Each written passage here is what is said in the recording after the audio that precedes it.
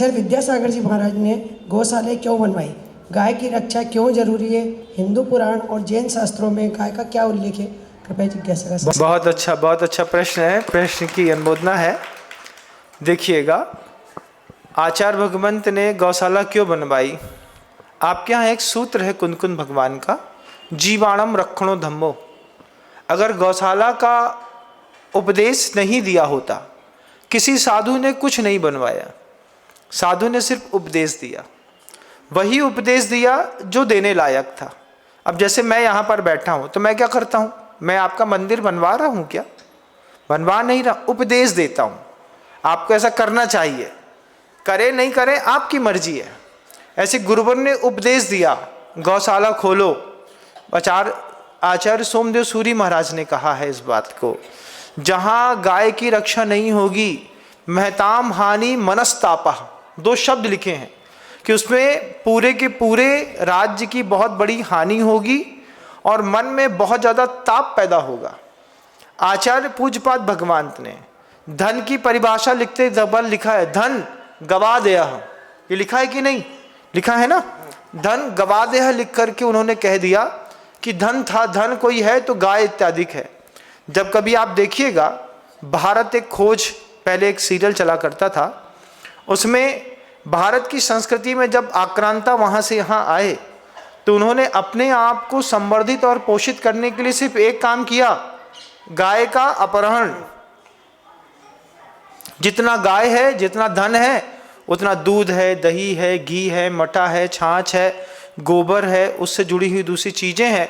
तो जितना भी धन की संयोजना पहले बनती थी वो गाय से बनती थी।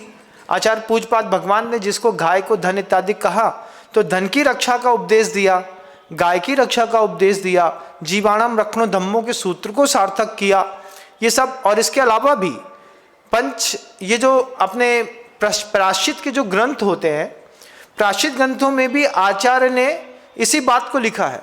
मान लीजिए आपसे किसी मनुष्य की हिंसा हो गई, आपने किसी का मर्डर कर दिया, तो उसमें प्रायश्चित ग्रंथों में लिखा है, उससे बोलो 5 गाय दान करके अपना पाप धोए। तो वहाँ पर भी गौदान की बात आई है प्रायश्चित ग्रंथों में। तो जब गौशाला बनाई, गौशाला बनाने पर आपको बोला अपने जीवन के पाप काटने हो तो गौशाला में अपना दान दो। आपको लगा, मैंने जितनी महिलाओं ने एबॉर्ट कराया, उन सारी महिलाओं ने अपने बच्चे के एबॉर्ट के चक्कर में एक एक गाय दान दी। मुझे आज भी याद है, इतनी सारी महिलाएं आती थी, इतनी सारी महिलाएं बोली, महाराज हमने 3 बच्चे का एबॉर्शन कराया, हमने 2 बच्चे एबॉर्शन कराए। आचार्य जी ने प्रायश्चित दिया उनको, कोई एक मर्डर करने पर भी 5 गाय, 11 गाय, 21 गाय ऐसा दान दो, ऐसा प्रायश्चित ग्रंथ में लिखा है। तो आज आप किसको दान देंगे? किसी को कहीं दान दे नहीं सकते। एक व्यवस्थित गौशाला खुलवाई। आज करीब 5.5 लाख गौवंश का संरक्षण हो रहा है। 350 से ऊपर गौशालाएं हैं, जिसमें कुछ गौशालाएं उत्पाद भी प्रस्तुत करती हैं, बाकी में रक्षा होती है। तो ये जीवों की रक्षा का जो सुख है, ये अपने आप में अद्भुत है। अहिंसा परमो धर्म सूत्र व्यर्थ हो जाएगा। उसके लिए फिर कोई ऐसे कुछ आर्गूमेंट्स करते हैं, तो भैया गाय गौशाले का खुलवाई, बकराशाला खुलवा देते। फिर ऐसे उल्टे से मुर्गी खुलवा देते, मुर्गी भी तो मरती हैं, मुर्गी का फॉर्म भी खुलवा देते। जम सक्कई तम की रही, तजम न सक्कई तहेब सद्दहनम। जैन शासन की रक्षा करने के लिए आचार्यों को पता रहता है कि किस चीज़ की रक्षा करेंगे, किस चीज़ की रक्षा करने से शासन सुरक्षित रहेगा। तो उन चीज़ों की रक्षा करते हुए आचार्य समसामयिक काल की स्थिति को देखते हुए आज गौशाला गोवर्धन का जो काम गुरुवर ने किया, उससे आप देख लीजिए पूरे भारतवर्ष के अंदर सर्वाधिक मान्यता प्राप्त जैनों की गौशालाएं हैं। इतनी अच्छी कहीं किसी और संप्रदाय की गौशालाएं नहीं है। नाम कमाया कि नहीं? मध्य प्रदेश सरकार ने तो आचार्य विद्यासागर गौ संवर्धन पुरस्कार की घोषणा करी कि इतना अच्छा काम जैन गौशालाएं कर रही हैं, इतना अच्छा कोई नहीं कर रहा। फिर किसी को कुछ कहना है तो पराभिप्राय निर्वृत्त शक्यत्वात् सूत्र है। आप किसी भी पक्ष से कुछ सही बोल भी रहे होंगे तो मैं ना आपसे भिड़ूंगा, ना मैं आपसे बहस करूंगा। आप अपनी मान्यता अपने घर में रखिए। और छीटा कसी वही लोग करते हैं जो धोबी की जात के होते हैं। कौन सी जात? सीता के ऊपर किसने छीटा कसी करी? जाती है, दो भी की जाती है। कर दी ना।